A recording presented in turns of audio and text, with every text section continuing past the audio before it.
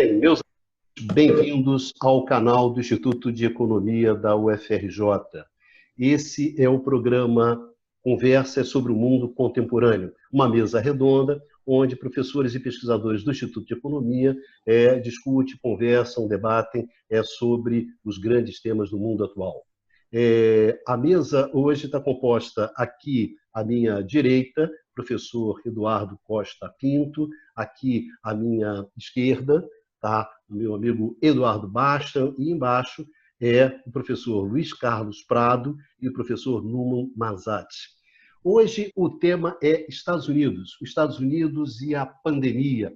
Nos Estados Unidos, que hoje chegou ao número de 53 mil mortos pelo coronavírus. Nos Estados Unidos que começa a voltar a reabrir e, no entanto, sem que ninguém tenha muito claro o que vai acontecer.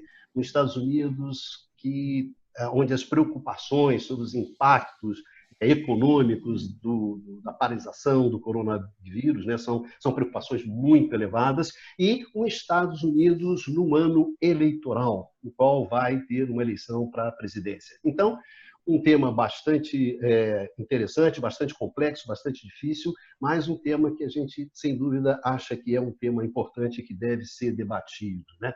Bom, já botando essa bola para rolar, nessa mesa redonda, né, botando essa bola para rolar, começando os assuntos, eu começaria com o Prado, logo de início. Pradinho, a questão é o seguinte: como é que os Estados Unidos chegou tão torto nessa pandemia? Bicalho, o que é interessante é que o ano passado a economia americana estava indo muito bem. Você pega o final do ano passado, a economia americana estava com desemprego de 3,5%, quer dizer, desde os anos 60 a taxa de desemprego não estava tão baixa nos Estados Unidos. O crescimento econômico de 2,3%, que para a economia madura, para a economia americana, é razoável. E uma inflação de 2,3%, nem tão baixa que se aproximasse da deflação e nem tão alta que fosse preocupante. Tudo parecia que o Trump ia ter uma situação econômica muito confortável para a eleição. Veio o coronavírus, isso sim foi um caminhão na contramão, atropelando esse cenário, e a economia americana mostrou um grau de fragilidade muito grande, com indicadores que revelam a complexidade e as contradições daquela sociedade. Quando você pega alguns indicadores dos Estados Unidos, como, por exemplo, o número de camas hospitalares por 1.000 pessoas, os dados americanos são muito parecidos, são até inferiores a países em desenvolvimento. Por exemplo, segundo um artigo que saiu no Guardian há pouco tempo, os Estados Unidos têm 2,9 camas hospitalares de cada 1.000 pessoas, o que é menos do que o Turcomenistão, que tem 7,4, do que a Mongólia, que tem 7, do que a Argentina, que tem 5, e do que a Líbia, que tem 3,7. Os Estados Unidos têm um número de médicos por 1.000 pessoas também muito baixo, muito mais próximo de países em desenvolvimento. Os Estados Unidos têm 2,6 doutores por 1.000 pessoas, que é abaixo do Trinidad e Tobago, da Rússia, que tem 4, e tem expectativa de vida dos Estados Unidos é inferior à do Chile e muito próxima da China. Ou seja, os Estados Unidos é um país com muitas contradições. E a crise, o coronavírus, pegou os Estados Unidos com essa situação complexa. Por um lado, muito bem a economia, por outro lado, com fragilidades mais próximas de países em desenvolvimento que um país tão rico como os Estados Unidos. Olha, o coronavírus ele tem demonstrado que ele sobrecarrega a capacidade do Estado, né? A capacidade do Estado responder aos desafios que a pandemia coloca, né? Qual é a questão? O Estado americano não estava preparado para enfrentar uma pandemia, um desafio desse tamanho? Ou, na verdade, era o momento? Não, o problema é o governo Trump. Quer dizer, como é que vocês veem isso? Quer dizer, o Estado americano tem essa bola curta na hora vamos ver? Eu vou usar, Bicalho, uma frase, né, que o Joseph Stiglitz, um economista norte-americano, prêmio Nobel de Economia, utilizou recentemente. Ele disse, bom, estávamos, né, os Estados Unidos estavam despreparados, né, para a pandemia, mas o governo Trump tornou a nossa vulnerabilidade ainda maior, né? Então, quer dizer, ele chama atenção que havia fragilidades estruturais, tá, dos Estados Unidos, mais elementos conjunturais ligados à liderança, né, do Trump, ou à falta de liderança do Trump, tornaram a situação ainda pior, né? Explica um pouco os números que a gente está vendo, né? Concorda, Dudu? O problema é o Trump?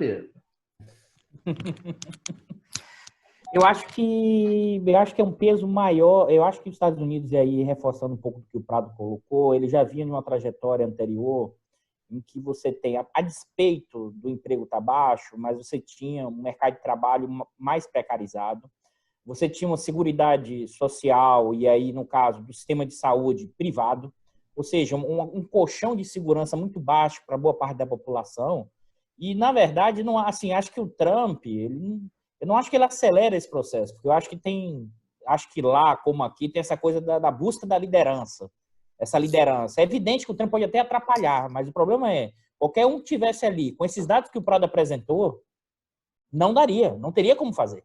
Porque você tem uma questão de como aquela sociedade foi se organizando e reduzindo o papel do Estado no sentido da seguridade social, da questão da saúde pública, ou seja, esse aparato ele foi sendo reduzido gradualmente ao longo do tempo, e aí, assim, desculpe, mas poderia ser qualquer um outro que seria pego nesse processo, porque estruturalmente foi muito forte, porque o coronavírus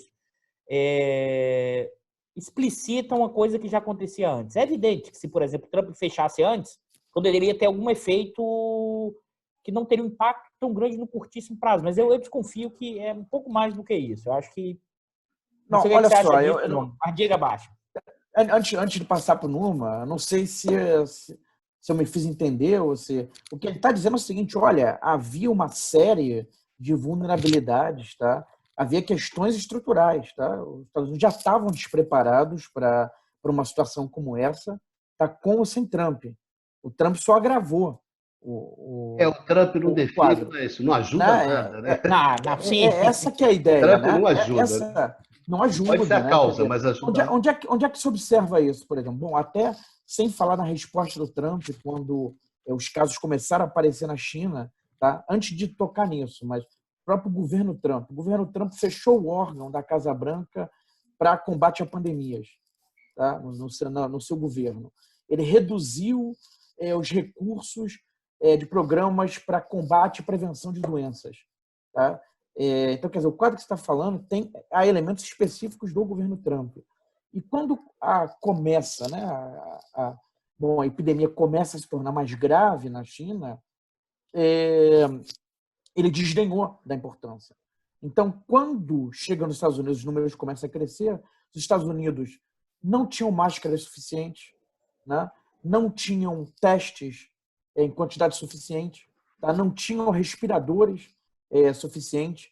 Então, tudo isso, essa preparação mais de curto prazo para a guerra... Baixa, olha só, mas ter sido feita em janeiro. Tá? Quer dizer, você começar a se preparar, e eles não fizeram isso. Sim, mas a Inglaterra também não estava preparada, a França também pisou na bola, tá certo? Não ia ganhar nenhum troféu originalidade. Eu entendo a sua posição, quer dizer, entendo aqui na questão a questão fundamental não é o Trump, mas evidentemente que o Trump é um jogador que não ajuda nesse jogo, né? Evidentemente. Agora, eu queria pegar um gancho do que o Dudu falou, que é o seguinte, essa questão estrutural. Na semana passada, quando a gente estava discutindo sobre a Europa, você estava analisando a questão de que maneira que esse esvaziamento do Estado, no caso europeu, né, em função das políticas de restrições orçamentárias, etc., controle fiscal, da Comunidade Econômica Europeia, tinha feito com que você fosse fragilizando o sistema de saúde, etc., etc., etc.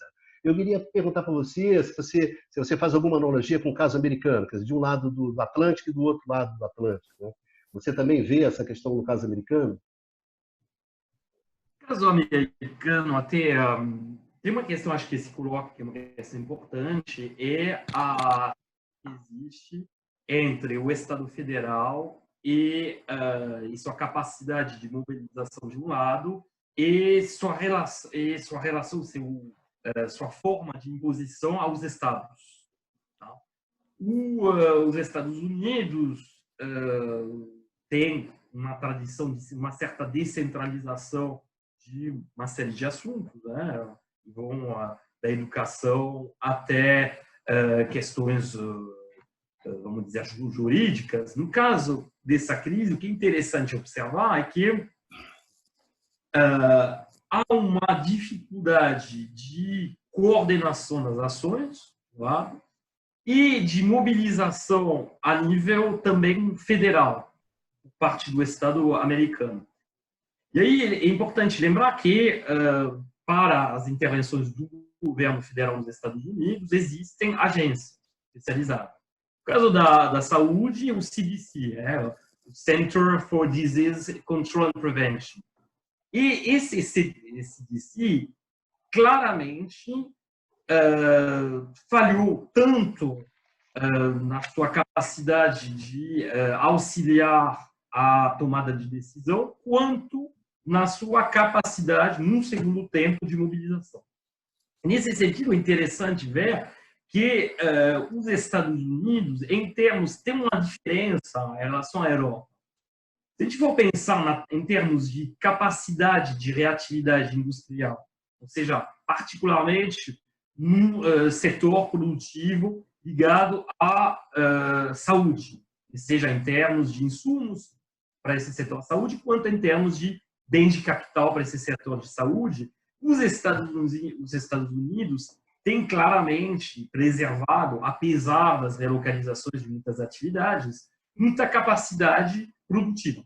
Inclusive, por exemplo, na questão dos reativos que são usados para a realização de testes, os Estados Unidos têm uma capacidade produtiva e ainda constituem um dos principais produtores e fornecedores mundiais, inclusive para a Europa. Então, não tem assim, um empecilho que você observa na cadeia produtiva ligada à saúde, porque os Estados Unidos não é tão grande. O que falta é a capacidade do Estado de coordenar e de impor esse esforço produtivo. E, nesse sentido, houve uma clara série de falhas, inclusive com uma demora de mais de um mês para montar joint venture entre empresas do setor, setores industriais tradicionais e empresas desse complexo de saúde para a produção de ventiladores. Houve falhas também na mobilização da cadeia produtiva para a produção de testes. Hoje são remediadas, pelo menos em grande parte, mas, e nesse sentido, é muito diferente do caso europeu. No caso europeu, infelizmente, há uma limitação, assim, vamos dizer, intrínseca do sistema, da cadeia produtiva da saúde. No caso dos Estados Unidos, o problema é a atuação do Estado. Então, você tem, para mim, dois grandes problemas que se colocam. Na verdade, três. Dois que tem a ver com questões estruturais e o outro que tem a ver, aí concordaria com o Bastian, tem a ver mais com a própria figura do Trump. O primeiro problema é a questão justamente da capacidade de mobilização do Estado federal. É algo que se perdeu nos Estados Unidos. Havia mais capacidade anteriormente, uma série de razões assim que tem a ver também com o enfraquecimento de muitas agências, o enfraquecimento a favor, particularmente, de tudo que é ligado ao complexo militar industrial. Depois, você tem essa dificuldade, outro elemento estrutural, essa dificuldade de coordenação e de competências, de repartição das competências entre Estado federal de um lado e estados do outro, estados da federação do outro. E o terceiro, que tem mais a ver com a capacidade, com a figura do Trump, como já foi apontado, e a ausência de, vamos dizer, de vontade política, pelo menos no início da crise, para justamente conseguir essa mobilização do Estado. Tá? Então, nisso, lembrando que há, sim, nos Estados Unidos, uma capacidade produtiva que não se compara com a situação. Então, nisso, há uma clara diferença com a Europa. Deixa eu entrar um pouco nesse... Pradinho, posso fazer uma pergunta? Viu, Bicalho? Posso fazer uma pergunta disso? Posso fazer uma pequena pergunta? É o seguinte, em cima dessa questão do Numa, que achei interessante, é o seguinte, no caso americano, você tem, historicamente, uma característica, que é a capacidade muito grande de mobilizar recursos, né? Durante as guerras, enfim, isso, quando falam sobre os Estados Unidos, não, é um país que tem uma capacidade enorme de mobilizar os seus recursos para enfrentar desafios, etc, etc, etc. Que era uma característica histórica. Eu queria perguntar isso para o Prado. Os Estados Unidos está perdendo essa capacidade de mobilizar os seus recursos, que pelo menos, não se esqueça que os caras estavam sequestrando máscara, sequestrando, né? Estava roubando coisa dos outros. Assim, negócio, para quem tem, o cara que tem tanta capacidade industrial de mobilização, e o caramba, tu tá pegando lá pegando o cara que é pequenininho lá abaixo. Da rasteira, né? Rasteiro, exatamente. E aí, Tadinho? O que houve? Ricardo, você se lembra, quando você me entrevistou no início do governo Trump, que havia uma visão geral que a economia, que o governo Trump ia ser uma tragédia econômica, que a economia americana ia quebrar? Eu me lembro que eu falei para você o seguinte: a economia americana vai crescer com Trump por razões completamente diferentes que estão falando. Porque uma economia grande como a economia americana, quando ela aumentasse o protecionismo, ia adensar a cadeia produtiva americana. A guerra comercial pode ser ruim para outros lugares, mas no caso dos Estados Unidos, ele traz capacidade produtiva para dentro. A redução dos impostos que o Trump fez, no caso americano, ele aumenta a dívida pública americana, aumenta o déficit público americano, mas tem o efeito de realmente aumentar a disponibilidade de meios de pagamento e puxar a economia americana. A economia americana tem características muito particulares em comparação com outros do resto do mundo, pela sua própria natureza de ser uma das economias centrais dentro desse cenário. O governo Trump é um governo muito contraditório, porque ele é um governo, sob muitos aspectos, terrível. A questão com os imigrantes, a questão da distribuição de renda, a questão da saúde, mas diferente da abordagem dos democratas que tem, às vezes, uma postura mais libertária, etc., ele acaba protegendo alguns segmentos industriais da economia americana por razões muito pragmáticas que fazem parte um pouco do ethos da direita americana.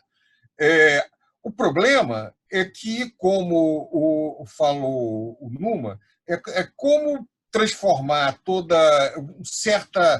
um certo aumento que houve de algumas capacidades produtivas nos Estados Unidos ao longo desse período, operacionalizar isso para atender a questão da saúde. Aí entra o Trump sendo Trump. Tal como Bolsonaro no Brasil, eu não acreditava muito nesse negócio de pandemia, é anticientificista, e isso dificultou uma reação. Falava em vírus chinês, né? Falava em vírus chinês. Isso dificultou uma resposta rápida americana. Então, eu não tenho dúvida que os Estados Unidos têm capacidade de rapidamente mobilizar a sua capacidade industrial, inclusive isso dá dinheiro, para poder atender esses aspectos tecnológicos dentro disso. Mas o problema, para mim, não é essa capacidade industrial, é a questão social e como que a sociedade americana lida com isso. O problema é que os Estados Unidos se construiu como uma sociedade muito pouco solidária para atender as mazelas individuais.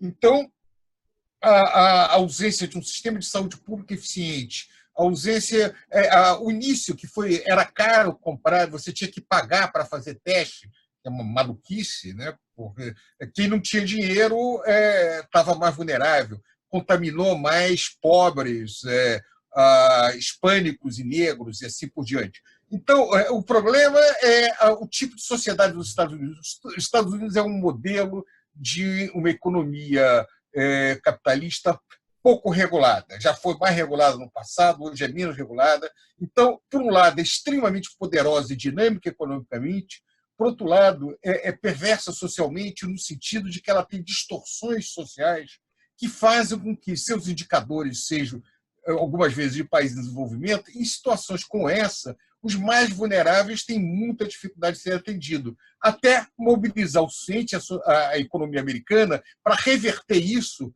para efetivamente ter uma resposta social mais ampla.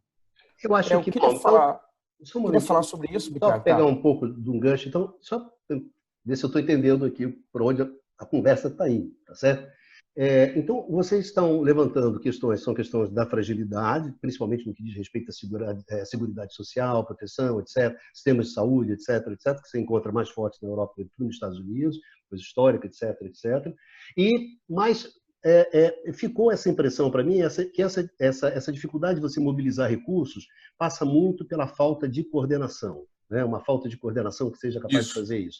E, por trás dessa falta de coordenação, me parece que, de uma maneira ou de outra, vocês estão colocando o governo Trump sem essa capacidade de coordenar, de juntar, etc., que eu acho que tem a ver muito com o tipo de conflito político que você tem hoje nos Estados Unidos, que a gente vai discutir mais à frente, né?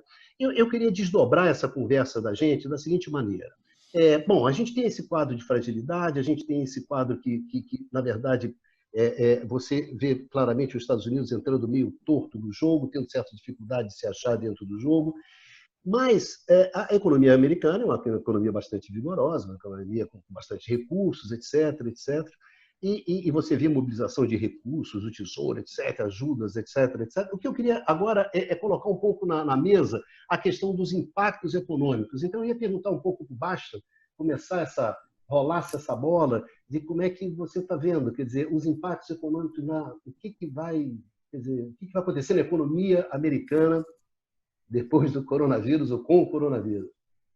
Eu vou, na verdade, começar a fazer um adendo, né, o que o Luiz Carlos estava falando, né, dos impactos, que a economia americana é uma economia com um mercado de trabalho muito flexível, né, e isso se traduz, né, e vem se traduzindo, né, à medida que a crise bate, né, as empresas estão demitindo, né, então o desemprego está disparando, né, acho que o último dado que eu olhei são 26 milhões de desempregados, tá, nos Estados Unidos.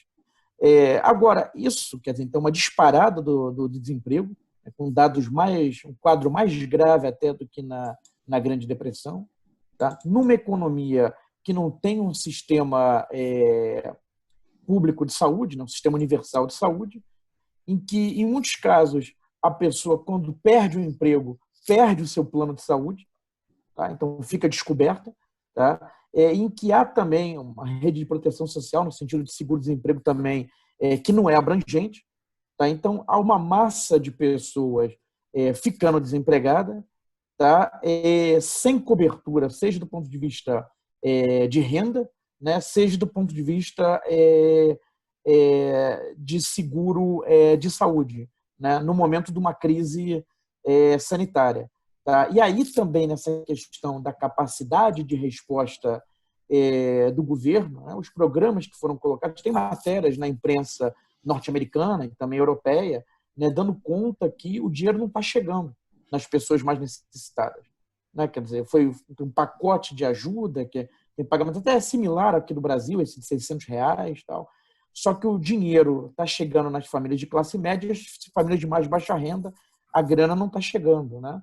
Então, há uma situação de emergência, né? Os casos explodindo, né? Os casos de mortes e casos de coronavírus, com desemprego gigantesco, né? E as pessoas sem cobertura para lidar com essa situação. Então, eu queria trazer esse elemento. Depois, então, vou passar a bola para o Dudu e para o Numa. Depois entro mais nessa coisa talvez do porvir, né?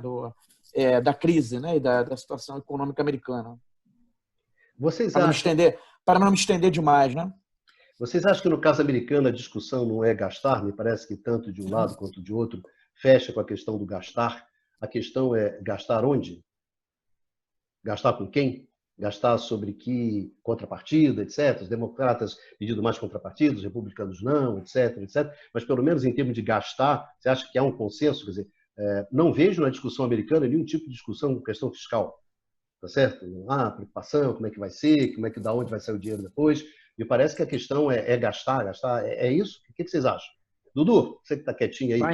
Vai numa. Papagaio de português. Vai, Numa. Eu? Não, Deixa que eu deixo. Não, porque na verdade, se você observa, houve uma baita injeção de liquidez, não é isso? Como sempre, o Fed mandando ver. Mas eu posso comentar, tá bom? Eu vou. Veja, Eu passei a bola, você não foi, eu vou dar o drible. Então vamos lá, vamos tentar. O que eu acho que tem? Tá? Acho que tem uma especificidade do que é a economia norte-americana, em sua capacidade de, por exemplo, de emissão, ou seja, a dívida norte-americana é sua dívida em sua própria moeda. Então, isso dá uma autonomia gigantesca na execução de política fiscal e isso depende basicamente de uma autorização do Congresso. Eu acho que eles estão repetindo numa escala ainda maior o que foi feito em 2008. Tá? Acho que nesse momento não tem esse debate aí fiscalistas versus não fiscalistas que a gente vê hoje no Brasil. E aí, claro, todos os instrumentos que estão sendo utilizados, que é enorme, a partir do Fed norte-americano, que é a compra de títulos com possíveis riscos, vamos dizer assim, riscos de crédito ou riscos financeiros. Então, o debate que acho que tem, inclusive, no Congresso norte-americano, que está acontecendo se é para grande e média empresa ou não, condicionalidades ou não. Por quê?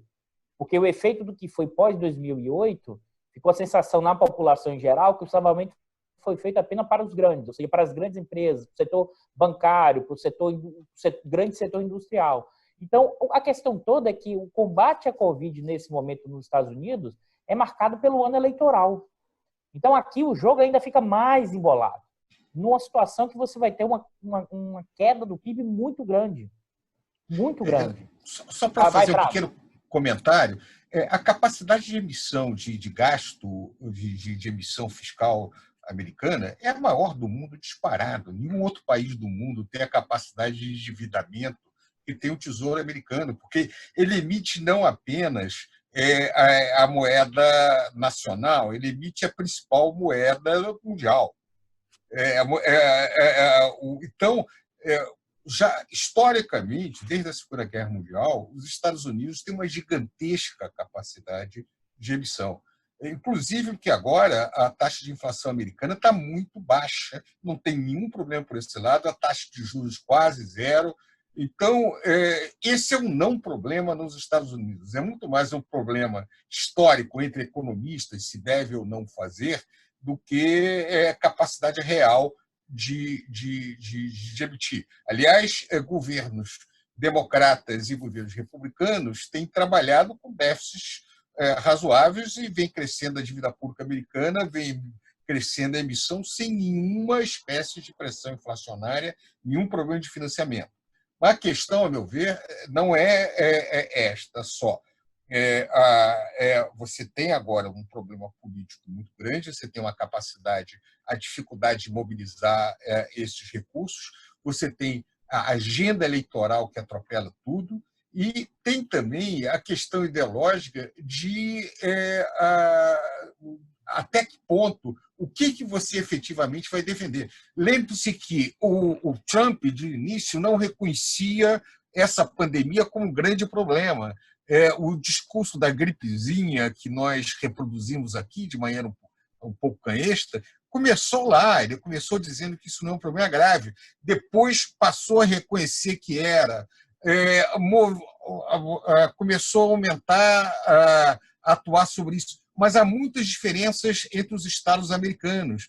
O problema realmente grave estava em Nova York, que, embora seja o local hoje, um dos locais onde Trump ganha dinheiro, não é a base eleitoral dele. Então, tudo isso complica um pouco a gestão da crise no caso americano. Quem está efetivamente enfrentando são os estados, que, aliás, a Federação Americana, muito poderosa, mais uma vez manifesta-se como essencial nesse momento. E só uma informação, Prado. Eu mas só mais dar uma informação, é que o FMI estimou a queda do PIB para esse ano nos Estados Unidos, último relatório, de menos 5,9. Segue, Noma. Aí vou... em relação às estimativas de queda do PIB nos Estados Unidos, é muito difícil, de fato, ter uma visibilidade. Saíram outras estimativas mais pessimistas aí. Eu acho que nenhum modelo econométrico, particularmente as instituições tradicionalmente seguindo princípios econômicos tradicionalmente ortodoxos, têm capacidade de avaliar o que realmente vai acontecer. Mas, de fato, as estimativas variam de -4% até -10% no relatório da semana passada do Goldman Sachs. Então, tem muito, com certeza o impacto econômico vai ser dramático na economia americana. Em relação a essa questão da a capacidade, justamente para continuar assim, para apoiar as observações realizadas pelo Eduardo Baixa e pelo Prado, a capacidade de endividamento dos Estados Unidos, de fato, assim, não tem limite, né? Além de ser, de fato, também o emissor da moeda internacional, ou seja, tampouco tem restrições externas. A grande questão que se coloca não é tanto a capacidade ou não que vai ter o Estado americano de financiar despesas extras. Isso acho que não é um ponto. O ponto é para onde esses recursos vão ser direcionados. Isso tem a ver com escolhas políticas. No Estado americano, tem vários planos que foram sucessivamente apresentados, somando, por enquanto, algo em torno de 4,5 trilhões, se a gente olhar na totalidade. E o que não está muito claro, e por enquanto, é exatamente como vamos dizer, a prática, a imposição, assim, a nível dos estados desses planos. Mas o que já fica muito claro é que a assistência à população via transferências sociais, via a reativação ou a consolidação de programas sociais já existentes, não parece ser o caminho privilegiado. O canal privilegiado, que representaria desse montante total quase 75% dos gastos, e apoiar via assim, planos de resgates, via isenções de imposto, via subsídios, diretamente às empresas. Então, isso já em si é algo diferente do que a gente observa na Europa continental, onde, pelo contrário, digamos o caso da França, por enquanto, exatamente a proporção inversa. Na França, 75% por enquanto dos gastos extras gerados pela crise são voltados para transferências sociais. Nacionalização dos salários, né, Norman? Como? Nacionalização dos salários, né? O Estado pagando.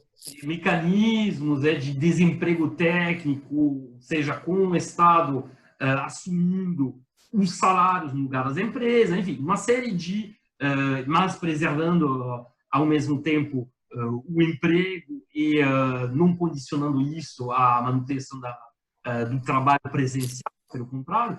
Bom, no caso dos Estados Unidos, a gente vê que já a lógica é invertida. Isso já foi algo apontado anteriormente, particularmente pelo Eduardo Pinto, e acho que essa lógica de direcionamento do gasto é algo que vai ser um revelador ou não de uma evolução do sistema, porque a gente está falando, tem uma temática muito grande de frente a essa crise sem precedente, assim, pelo menos desde o final da Segunda Guerra Mundial, no caso dos Estados Unidos, desde a crise de 29, será que mudanças estruturais, mudanças na lógica de atuação do Estado nos Estados Unidos vão acontecer?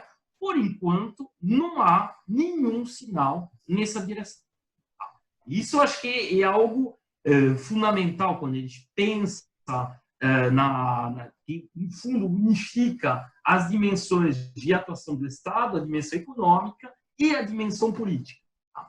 E o que é interessante observar é que o Partido Democrata, figuras do Partido Democratas, ligadas particularmente à candidatura do Joe Biden, são relativamente tímidas em relação ao financiamento de programas de transferência de grande tamanho.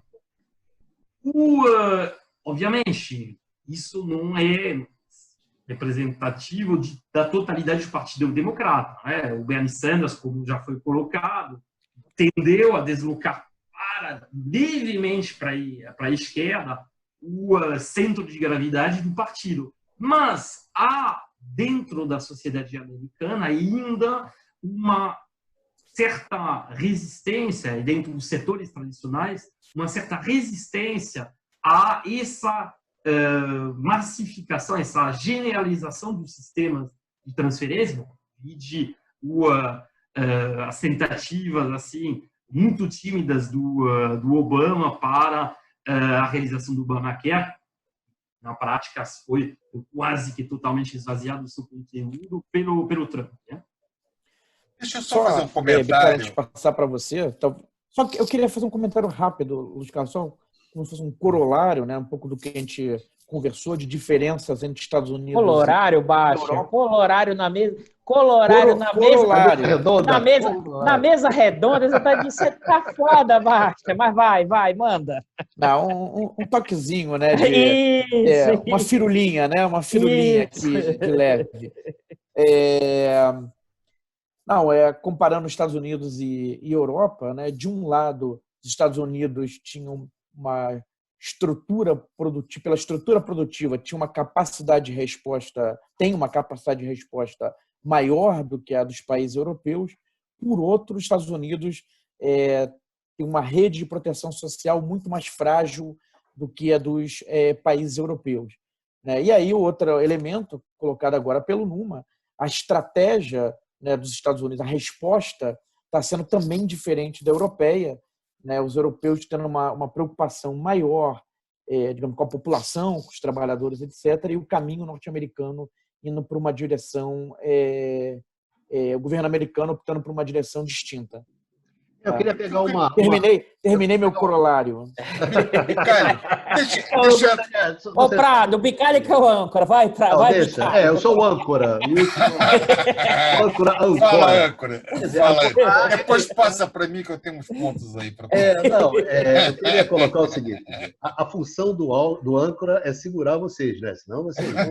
O que é muito difícil, âncora. Segurar. Olha, eu tenho um professor que é um grande amigo meu, que diz o seguinte: coordenar professores é como pastorear gatos. Tá entendendo?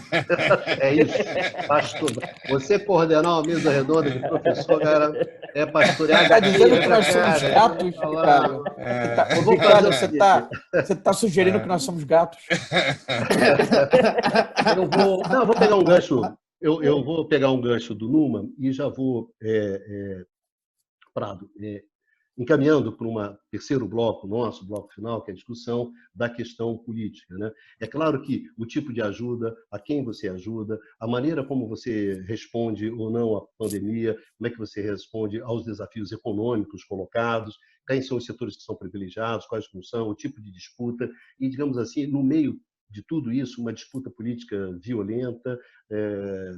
Tem gente que diz que os Estados Unidos vive uma guerra civil surda, né? Quieta, implícita, mas onde o pau está comendo firmemente, onde tem a figura do Trump, tem a figura da extrema-direita, tem a figura do Biden representando o tradicional Partido Democrata, seja lá o que isso signifique, tem o Sanders tentando correr para a esquerda, dar algum tipo de solução, etc., etc. Então, eu diria que quais são aqueles elementos de economia política que estão presentes nessa relação, nessa confusão toda. Então, eu ia pedir para o Dudu dar Dudu, quais são os elementos? Uma toreada. Né? Agora eu vou tocar a bola de leve. Prado, vai lá, Prado, e começa aí. Vai, que você está querendo falar. Olha, o Costa Pinto, o magnânimo. Dudu, eu vou dar uma de Brizola, que as pessoas perguntavam o que queria para ele respondia o que queria. E bem lento para ele não poder cortar ele no meio. Né? Então, eu vou responder uma coisa que não tem nada a ver com o que o Bicalho falou. Saiu hoje no New York Times. Aí não vale, Prado. Então eu vou falar, Prado. Agora É a deixa eu acabar de falar. desmoralização do âncora. Isso não é Pô, possível. Prado, eu vou te Carlos, explicar, você- Desmoralização Pô, do Prado. Olha, Não, isso é Carlos, pro só pessoal que tá em responde de casa. novo. boa a sua pergunta. Deixa... Muito boa a sua pergunta e responder o que você quiser. Prado, eu tirei o toque seu, você responde depois. Numa, responde, Numa, vai. Eu vou dar uma de âncora agora. Numa, responde. Como? Você me caçou a palavra. Bicalho, corta o microfone. Corta o microfone do vou ter que- Pradinho, Bicalho. Corta Corta o microfone do Pradinho. Vou ter que cortar. Ah, Senhores, então- olha só. Isso é só para o pessoal que está vendo depois, ver o que um âncora passa numa mesa redonda como essa, entendeu? Vem cá, você vai botar esse troço todo no ar, vai ser uma vergonha. É claro que vai. Vai, claro que vai. Não. Isso faz parte da mesa. É isso que Faz faz Sabe que da isso mesa. é uma Como vergonha. se comporta aqui? Então, Prado, faça o seu pequeno adendo de forma objetiva, sintética e Sintético. brilhante. Vai. Saiu no New York Times hoje um artigo chamado How the Virus, como o vírus transformou a maneira em que os americanos gastam seu dinheiro. É muito interessante para ver o tipo de implicações, quem vai ganhar e quem vai perder dentro dessa situação e o tipo de crise que se avizinha. Tem algumas coisas que não são muito diferentes, seria como aqui, os supermercados aumentaram muito a venda e atividades que têm a ver com presenças, como viagem, shopping, etc., despencaram. Mas tem algumas coisas muito curiosas que vale a pena chamar atenção. Algumas coisas que cresceu. O que disparou, cresceu muito, é a área de jogos, gaming, que é um segmento na economia americana que vem crescendo, hoje fatura mais do que música. Outra coisa é a parte de streaming, que disparou também em termos de venda. E-books, é muito interessante que e-books, livros tradicionais, caiu. O negócio do livro do varejo caiu, mas os livros eletrônicos aumentaram muito a venda. Agora, o que é muito interessante, mostra o que é a sociedade americana, é que gasto em saúde e farmácia despencou, caiu bastante também. Então, no meio dessa crise, eles estão gastando menos. Isso daí é basicamente crédito e débito em cartão de crédito, tá? Esse dado desse estudo. Mas, Prado, olha só, no meio de uma pandemia, quem é que precisa de um hipocondríaco, Prado? O cara é real. O cara já tem um problema do tamanho do coronavírus, precisa lá de ter um piti de hipocondríaco. O cara não vai para a farmácia comprar remedinho, cara. O cara tá ferrado. O cara tá achando que vai morrer. Você tem um ponto, mas provavelmente o que eu estou dizendo, a economia americana vai passar por algumas transformações muito grandes. Essa área eletrônica, digital, vai continuar crescendo muito grande, de maneira bastante expressiva. O setor industrial tradicional deve reduzir em termos de dimensões. Então, você vai ter também impactos em termos da economia política americana, que eu não sei medir, me falta competência para isso, como é que vai se expressar na questão da política interna nos Estados Unidos. Mas eu não acho absurdo dizer que, depois dessas transformações que vão haver, a recuperação da economia americana provavelmente vai dar um cenário bem diferente do que era antes. Algumas das características que já vinham se apresentando antes vão se acirrar, algumas das coisas já estavam em decadência, vão apressar essa decadência, e nós estamos perante uma mudança que é muito difícil avaliar, mas que vai ter implicações políticas. Ou seja, não vai ter escape, a meu ver, para aqueles trabalhadores brancos do meio oeste, do Rust Belt, não tem saída fácil para eles. A ideia de que você poderia recolocá-los em algum tipo de emprego tradicional, eu considero isso afastado. Então, qual é a implicação disso para a política americana? E aí nós teríamos que ser visto, o Dudu, que gosta mais dessa parte de economia política, talvez tenha condições de analisar melhor do que eu, mas certamente nem o Trump, nem a esquerda vai conseguir salvar esse trabalhador branco, pobre, do meio oeste americano, que no passado foi o mais próspero do mundo, de um cenário de estagnação e decadência nos próximos anos? Olha, gostei do seu adendo, hein? Um adendão muito bom, muito bom, muito bom. Dudu, bola rolando, vamos nessa economia bola política. rolando, vai. Olha só, fechando o jogo, vamos começar. Tá, A questão fechando o política, jogo, vamos lá. tocando essa bola rápido agora, hein? Eu acho que tem dois... Prado, eu acho que tem um que é o depois da crise e tem um que o Duma citou, que é a intervenção agora.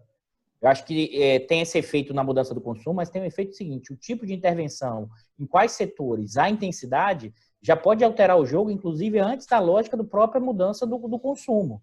Mas são dois movimentos em termos de temporalidade, que é a forma de intervenção, quem vai salvar, como vai garantir a lucratividade, dado esse efeito que é a mudança no padrão de consumo, é que vai gerar reconfigurações. Eu não sei, Prado, o quanto dá para dizer já diretamente que não tem como trazer de volta esse pessoal. Porque, por exemplo, no ramo do petróleo, se o Trump não fizer uma intervenção enorme para salvar as empresas do petróleo, o setor desaparece. A gente tem encruzilhadas ainda profundas, que a gente não tem muito claro o tipo, a forma e o tamanho do salvamento. Eu acho que já tinha, acho que é um ponto que vem anterior, eu acho que já tinha uma disputa entre fações do bloco do poder do capitalismo norte-americano, ou seja, o que representava o Wall Street, Vale do Silício, ou seja, as empresas de tecnologia junto com o setor financeiro e sua articulação e como ele representa, tá? O Biden hoje, ou seja, é uma tentativa de retornar a um liberalismo tipo anos 90 do Clinton, ou seja, um neoliberalismo progressista, né, que virou hoje o partido. Vamos dizer assim, na disputa eleitoral recente, com o Bernie Sanders tentando puxar o partido para uma questão, preocupado com a questão social de impostos, que eu acho que não foi, o partido não foi nesse movimento. E aí, e ao mesmo tempo, o Trump, que eu queria ressaltar, que vem pela extrema-direita, que acho que tem uma dificuldade de fazer essa avaliação. O Trump não é um neoliberal. O Trump, a questão da extrema-direita nesse momento no mundo tem a ver com comunitarismo de direita. É um Estado pequeno, mas não é um Estado pequeno, mas não é um mercado regulador das relações na sociedade. É um mercado sendo, vamos dizer assim, condicionado pela questão dos valores morais, éticos da comunidade. Claro que esse quanto programa econômico é muito difícil de implementação. E por que eu estou querendo ressaltar isso? Quem o Trump, quem essa política atual vai salvar e quais setores, isso eu acho que vai ampliar essa tensão entre as frações de classe. Eu não acho que vai unificar os Estados Unidos enquanto um projeto, né, com a direção de mais indústria, mais articulação, maior, vamos dizer assim, articulação interna. Eu acho que o Trump, mesmo essas medidas atuais do governo, como vai ser estruturado, vai aumentar as tensões entre o bloco no poder do capitalismo brasileiro. Brasileiro o quê, pessoal? É o ato falho. O Brasil ainda não é Estados Unidos. Ainda não. A gente está ficando parecido, Dudu. O discurso do Dudu é o mesmo, só troca Estados Unidos para o Brasil. Nada. A Trump para o Bolsonaro, né? Sabe o problema? A gente está ficando parecido com o pior dos Estados Unidos. Isso a gente está ficando mesmo. Mas vamos voltar para a questão norte-americana. Eu acho que essa discussão, globalização versus não globalização, intervenção estatal em determinados setores ou não, o quanto a extrema-direita... E aí voltando para a questão eleitoral, eu acho que nesse momento você não tem nem claro qual direção vai ser a eleição. Tá? Eu acho que o Trump vinha com uma certa força e acho que perdeu nesse momento. Mas, ao mesmo tempo, e aí a questão que eu coloco para provocar a saída do Trump significa o fim da extrema-direita, significa a resolução dos problemas, da volta da unidade nacional norte-americana para apressar o projeto? Desconfio que não. E por que desconfio que não? Eu sei que o Trump piora o jogo, causa dificuldades, tensões, problemas, mas eu acho que tem interesses internos em direções opostas. E, além de tudo, se você não consegue botar no jogo esse pessoal que perdeu o emprego industrial, você tem uma dificuldade eleitoral. Então, assim, eu acho que é uma encruzilhada que é norte-americana, e é brasileira, e é mundial. Isso. Que o jogo parecido. O jogo é parecido, mas eu não acho que tem resoluções simples nesse momento. Valeu, Dudu. Então, uma perguntinha, uma questão que você sempre fala, que eu estava pensando aqui, que você sempre fala, quer dizer, mas essa pauta toda não era a do Sanders, como você sempre fala, não é isso? A questão da saúde, a questão da maior participação do Estado, etc, etc. E é o cara que está fora? Como é que é isso? Pois esse é o ponto até curioso, né? Na semana em que a coisa começou a desandar mesmo nos Estados Unidos, foi justamente no momento que o Sanders acabou tendo que desistir, né? Desistir da sua candidatura, né? porque ele sofreu toda a resistência do establishment do Partido Democrata, tá? E também da imprensa liberal norte-americana, New York Times, que claramente estava favorável ao Joe Biden, né? E é um fenômeno muito parecido que aconteceu no Reino Unido, nas eleições do ano passado, né, com Corbyn, que o partido, resistências internas do Partido Trabalhista Inglês, e também o Guardian, que seria o jornal de centro-esquerda do Reino Unido, trabalhou fortemente contra a campanha do Corbyn, né? Então, é interessante isso, essa resistência a essa, digamos, esquerda ou centro-esquerda, que traria uma agenda diferente, né? E que, no caso dos Estados Unidos, está apontando que seria a agenda necessária, né? Da Seguridade Social Universal, de saúde universal e por aí vai, né? Agora, há uma resistência nos Estados Unidos, que vem, talvez, da Guerra Fria, etc. Já vi um programa, né, com entrevista com senadores norte-americanos que diziam que um sistema de saúde universal seria praticamente comunismo, né, que tiraria a nossa liberdade de escolha, enfim, esse tipo de retórica, né? Agora, tocando no... e o Biden, como você falou bem, tenta trazer de volta uma agenda, né, o neoliberalismo retrô, o neoliberalismo mais progressista, terceira via dos anos 90, do Clinton, ou mesmo do Obama mais recentemente. Agora, falando sobre essa questão do mesmo que o Trump perca, né, e talvez a reeleição dele tenha se complicado por essa conjuntura, mas, quer dizer, Trump cai, mas o trumpismo, quer dizer, desaparece. Isso me faz recordar um trabalho, né, uma socióloga de Berkeley, que nas eleições passadas nos Estados Unidos, ela fez todo um trabalho de entrevistas com eleitores do Trump, né, viajando pelo país, e muito lá pelo meu oeste, esse tipo de trabalhador, né, esse pessoal meio desalentado, acho que ele se chama Strangers in Their Own Land, né?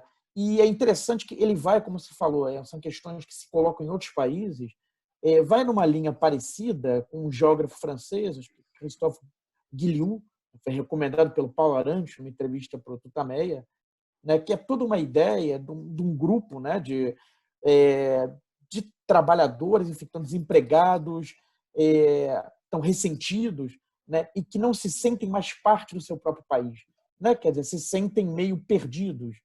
Daí o nome do título em inglês, né, Estranhos na Sua Própria Terra, né?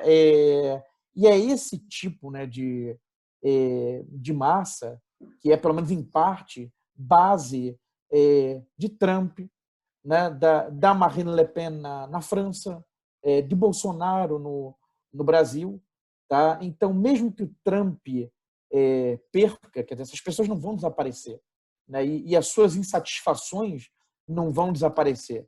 E, em princípio, esse caminho escolhido pelo Partido Democrata com Joe Biden não dá respostas satisfatórias a esses desafios e a essas inquietações. Numa, pegando um gancho nisso, tanto que o Dudu falou, que também colocações relativas ao Prado e ao Baixa, a questão é o seguinte, quer dizer, a gente vê muito a seguinte questão, sai um editorial do Financial Times falando, olha, na verdade, o mercado resolve tudo, quer dizer, uma autocrítica neoliberal, não sei bem como é que chamaria isso, o The Economist também já tinha colocado isso, etc. Então, não, olha só, a gente tem problemas, tem uma crise de desigualdade, a democracia não está entregando aquilo que a gente falou que ia entregar, etc, etc. Mas toda hora que a bola vai rolar, a Vera... Não, o Corbyn, não. Tudo bem, o Corbyn não. O Sanders, não, o Sanders também não. A gente vamos com o Biden, exatamente. Não, a gente vai... Está me entendendo? Quer dizer, até que ponto a gente tem essa questão no meio dessa questão toda, essa autocrítica, até onde vai a nossa autocrítica liberal? O que os caras estão topando de fato, ou, na verdade, isso é uma tremenda de uma conversa fiada. Olha, na verdade, eu não estou a fim de abrir mão de coisa alguma, tá certo? Vou modificar um pouco as carinhas, etc, etc. Né? Que isso é um tremendo barril de pólvora, né? Onde você entra extrema-direita dos Estados Unidos, extrema-direita na Europa, crescendo, etc, etc. Bom, a democracia não está entregando, o mercado não está entregando, mas está entregando para mim, que é o que importa. Então, também está tudo certo. Vamos até o fim ver o que dá essa confusão toda. E aí, Noma? Difícil responder essa pergunta. Né? O Bicalho caprichou em uma. Poxa, Numa, o nosso europeu, o nosso francês, exatamente, meu Deus. Mas te botou na cara do gol, Numa. Não, eu acho que é difícil fazer previsões assim, mas como eu não... Eu acredito que se trata mais de um discurso de circunstância do que de alguma tomada de, vamos dizer, de alguma mudança de curso. Portanto, que deve haver algum aprofundamento dos fenômenos que você já citou, que foram também comentados pelos camaradas, mas a questão fundamental quando a gente pensa a política, a economia política americana e, portanto, as questões ligadas à evolução política do país, tem a ver com as manifestações escancaradas através dessa crise, desses elementos estruturais que a gente já observou e de outros também, vou analisar muito rapidamente. É muito difícil fazer previsões sobre o que vai acontecer nas próximas eleições presidenciais dos Estados Unidos, não vou me atrever a fazer isso, mas o que fica claro com essa crise é que há claramente, no caso da sociedade americana, divisões profundas que foram se aprofundando ao longo do tempo e que agora estouram literalmente na cara. Eu acho que tem, por exemplo, se a gente for pensar assim, nas referências literárias, todos nós lembramos as descrições dramáticas que fazia o Steinbeck nas Vinhas da Ira, né? Vinhas da Ira. Sequências das crises de 29, sobre a economia e a sociedade americana, o Erskine Cowell descrevendo essas migrações dignas de vidas secas, de grandes sertão veredas no Midwest americano. Bom, ok. Há uma certa atualização dramática dessa iconografia. Já tínhamos tido uma prévia com as consequências do furacão Katrina na região da Louisiana, em particular na cidade de New Orleans, que é um símbolo cultural americano e, ao mesmo tempo, além dessa vitrine turística, se torna um pandemônio com cenas assim, inacreditáveis, dignas das piores distópias da literatura. Tá? E o que a gente está vendo agora é exatamente isso. A gente está vendo problemas de alimentação que afetam, e as estimativas variam de um veículo de imprensa para outro, mas que afetaria entre 30% e 40% da população, com intensidades diferentes. Mas é algo muito fundamental. Eu continuo acreditando, assim, acredito fortemente nas contribuições dos clássicos da economia, como Smith, como Ricardo. E nesses clássicos há uma noção fundamental, que é a noção de bem básico. E o fornecimento de bem básico é fundamental para o crescimento da economia, para a sua capacidade assim, de promover o desenvolvimento. O fato que você tenha problema de abastecimento em alimento, ou seja, de acesso, na verdade não de abastecimento, de acesso a alimentos, uma parte da população é significativo de uma sociedade onde há desigualdade na distribuição de renda, onde a precarização do mercado de trabalho foi tão longe que ela passa a criar problemas que tradicionalmente são associados às sociedades subdesenvolvidas, assim, e não industrializadas, exatamente o contrário dos Estados Unidos. Tem, como representa ainda hoje, a maior potência científica, industrial e, vamos dizer, financeira, monetária a nível internacional. Então, a gente está frente a uma sociedade que rachou. Bom, como se dá a tradução política disso?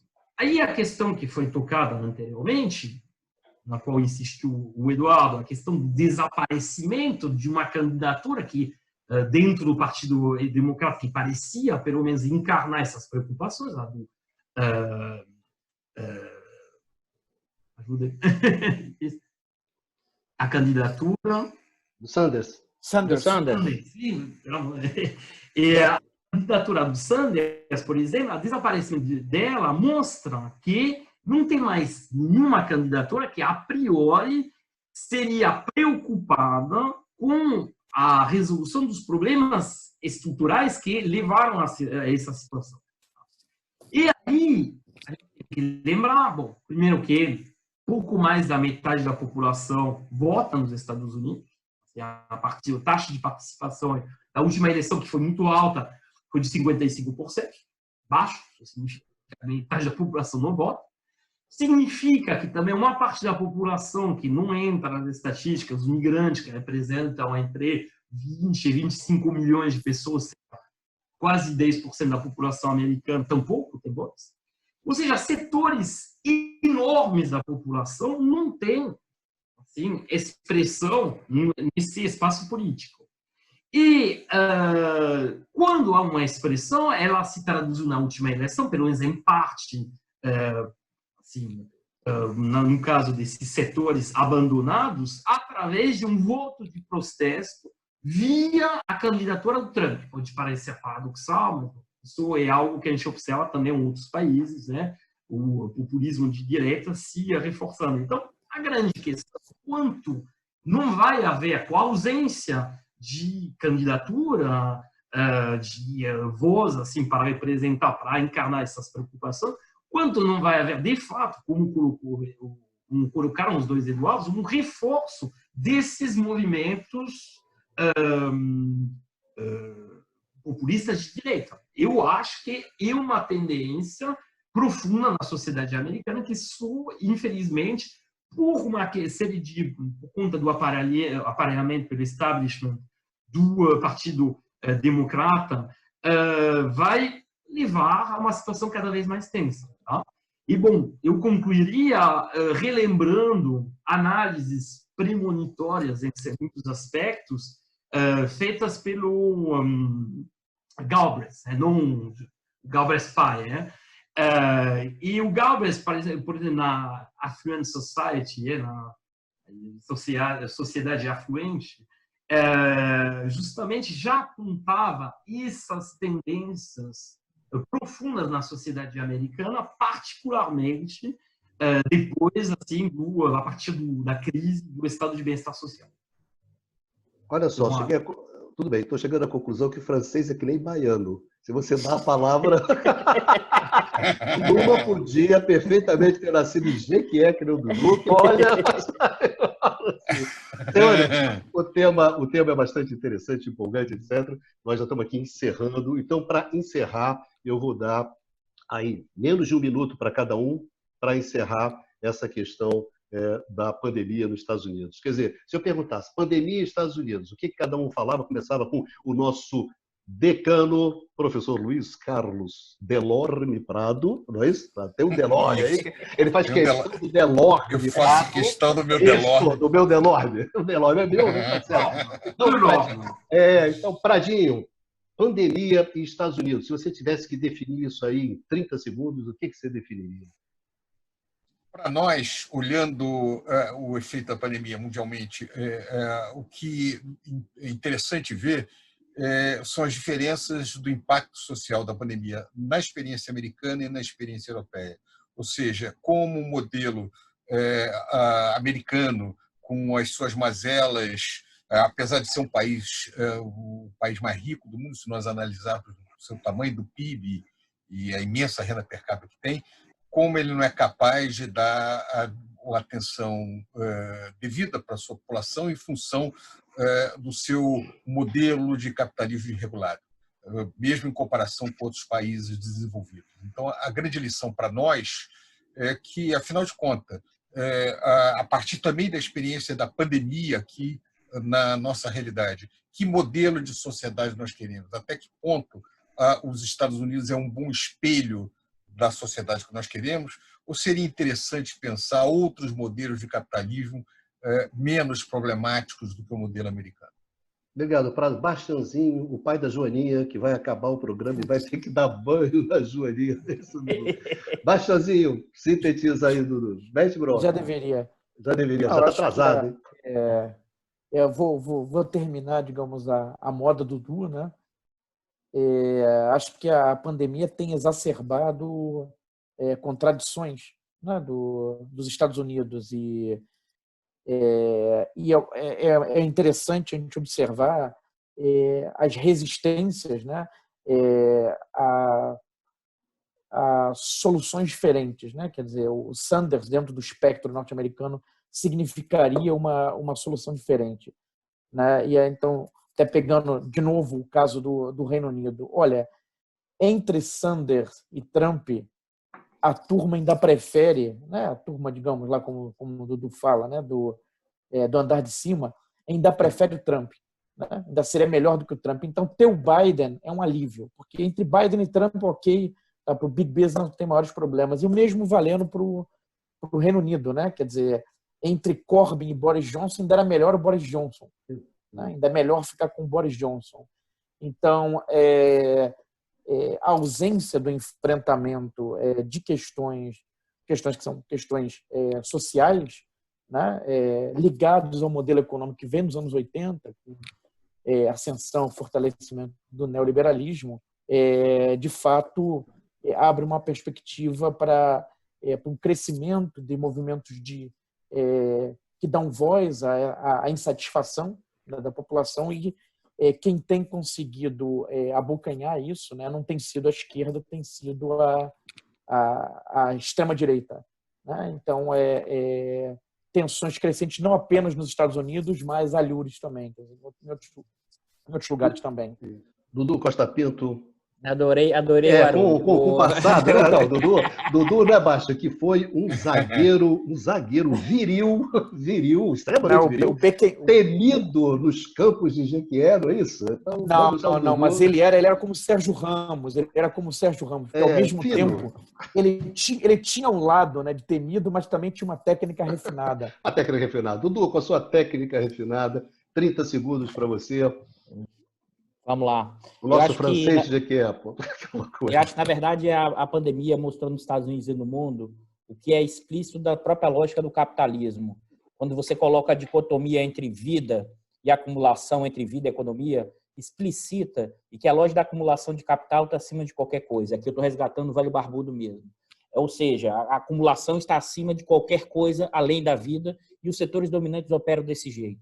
E para completar, no caso norte-americano, que é a forma específica que esse capitalismo assume, que é um capitalismo ultra neoliberal a partir dos anos 70, eu vou evocar o Polanyi e que os moinhos satânicos levam a esse tipo de configuração. Nesse momento, acho que nos Estados Unidos continua o mesmo moinho satânico operando, em que o neoliberalismo continua cada vez mais forte e as tensões continuarão na dimensão política de como fechar essa panela de pressão. Não tenho a mínima ideia, eu acho que continua essa mesma lógica nos Estados Unidos e a pandemia apenas explicitou essa panela de pressão.